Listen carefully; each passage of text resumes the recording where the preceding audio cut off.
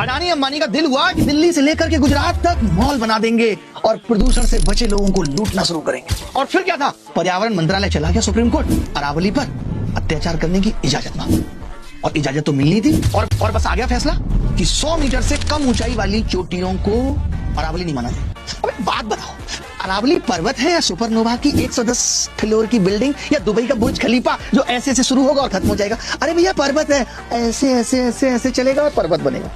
10 metre 5 metre से शुरुआत होगी, पर्वत है वहां से।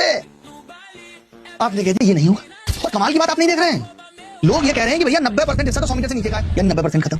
फिर एक और क्या है कि अगर 500 मीटर की दूरी पर है तो उसे भी अरावली का हिस्सा नहीं माना जाएगा, यानी अरावली खत्म। मेरी एक बात समझ नहीं आ रही, छोटे बड़े बहुत बड़े सब इन्फ्लुएंसर, सब जीएस के टीचर, खान सत्तर, सब यही बता रहे हैं कि अरावली से इतना नुकसान हो जाएगा, ये हवाएं यहाँ आएंगी, हिमालय पे चिपक जाएंगे, हिमालय ढह जाएगा। तमाम तरीके का लॉजिक दे रहे हैं। तो मेरी ये समझ में नहीं आ रही कि ये लॉजिक उस कमेटी ने क्यों नहीं बताए जब ये फैसला आने वाला था। उसने भी तो बताए होंगे, क्या जज साहब ने बस ऐसे ही फैसला बना दिया? कुछ तो बताया होगा। तो सबको बताया और सुप्रीम कोर्ट को नहीं पता। ये सुप्रीम कोर्ट के दिल पे बात लग क्यों नहीं रही? क्यों ना एक प्रेस कॉन्फ्रेंस करके बता दिया जाए कि माजरा क्या है।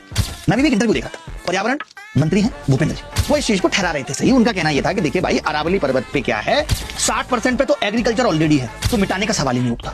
30% पे बड़े बड़े शहर बसे हुए हैं, जयपुर अजमेर, तो उसकी भी बात छोड़ दो। बच गया 10% के लिए, उसमें भी 0.19% उन्होंने कहा है जहां पे खनन किया जा सकता है। उनका कहना यह है कि जो इलीगल खनन हो रहा था उसको रोकने के लिए जो राज्य अपने हिसाब से करा रहे थे उस पर केंद्र सरकार का एक स्ट्रिक्ट लॉ लाना जरूरी था, ऐसा उनका कहना मेरा नहीं। वैसे आप इस सरकार की मंशा को जानते थे, ये एक पेड़ लगाएंगे मां के नाम तो उसको सही ठहरा देंगे, सबको लगाना चाहिए।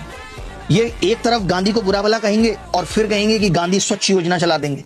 तो इनका समझ में नहीं आता कि ये जो करते हैं उसको ही ये सही ठहरा देते हैं।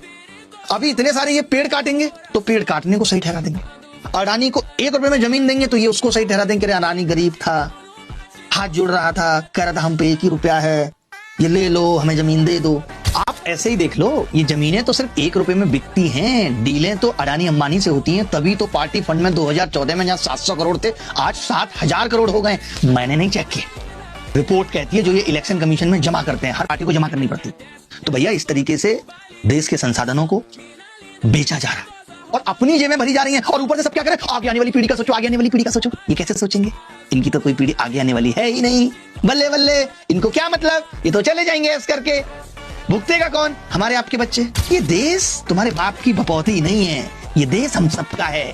अगर 5000 ट्रैक्टर राजस्थान से चल दिए हैं अरावली का फैसला बदलवाने के लिए, तो जैसे कुत्ते वाला फैसला बदला था ये भी बदला जाना चाहिए। सेव अरावली, सेव पेड़, सेव युवा भारत का जो बेरोजगारी की मार से करा रहा है। सब कुछ सेव करने की जरूरत है महाराज, यशस्वी साहब।